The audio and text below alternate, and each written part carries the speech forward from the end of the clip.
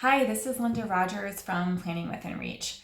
The most common question that I get from pre-retirees, so people that are still saving for retirement, is where should I be saving? Because there's many different types of accounts, people have debt, and they just don't know where the money should be going first to be smartest. So, of course, that is a hard question to answer quickly in a video, but I'm going to just give you kind of a checklist and things that you can go down just to look at in the priority order. So first you want to look at credit card debt. So if you do have high interest rate debt, then you want to get rid of that as soon as possible. You want to look at any other debt. So if you've got a HELOC or student loan debt, that may go first. And you want to look at the interest rates, of course. So if you've got a student loan that has 1% interest, which I've seen, then maybe it makes sense to just keep that for now.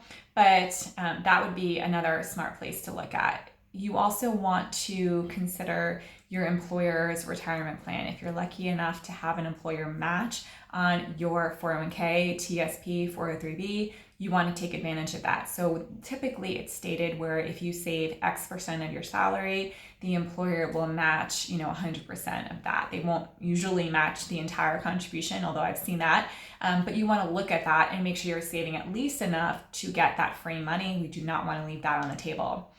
Then you want to look at your cash reserve. So this is money that you set aside in the event of an emergency. So it should be easily accessible. It should be, in cash. It can be earning an interest or whatnot, but it should not be invested in the stock market.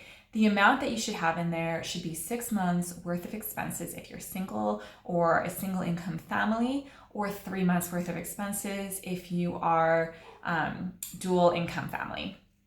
Then you want to go back to your retirement accounts. Again, if you've just been saving enough to get the employer match, we want to go ahead and bump you up, save more. There are limits that change every year. There's the 401k, but there's also IRAs and Roth IRAs. They all have different characteristics and different limitations. So you'll kind of have to look through that and decide what makes sense for you. After that, you can look at a brokerage account. That's a taxable account, but it still may make sense because the retirement accounts, you cannot touch that money until age 59 and a half, or you will pay a penalty. There are some exceptions, but for the most part, that is the case.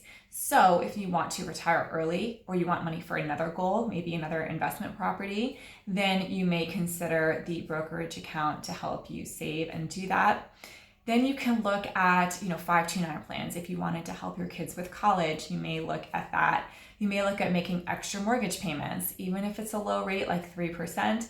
That's a 3% guaranteed rate of return, and it may make sense to tackle that next. You can look at I-bonds. Those are government bonds that are inflation adjusted that can help amplify your retirement income. You can look at donor advised funds if you're charitably inclined. Then that may be a great way to give in the future. And so what you do is you put money into an investment account now, you get the tax deduction now, but you can give the money away at a later point, at any point. Meanwhile, the money can be growing tax-free. It can be invested. So as I said, this is kind of a quick overview, just a snapshot of what is possible, but this is what I help you figure out during the planning process, what you should be saving, where, what amounts, all given the limitations and your tax situation, and things are always changing. So we are always looking at that every year just to make adjustments as needed. Reach out with any questions. Again, my name is Linda Rogers, owner of Planning Within Reach.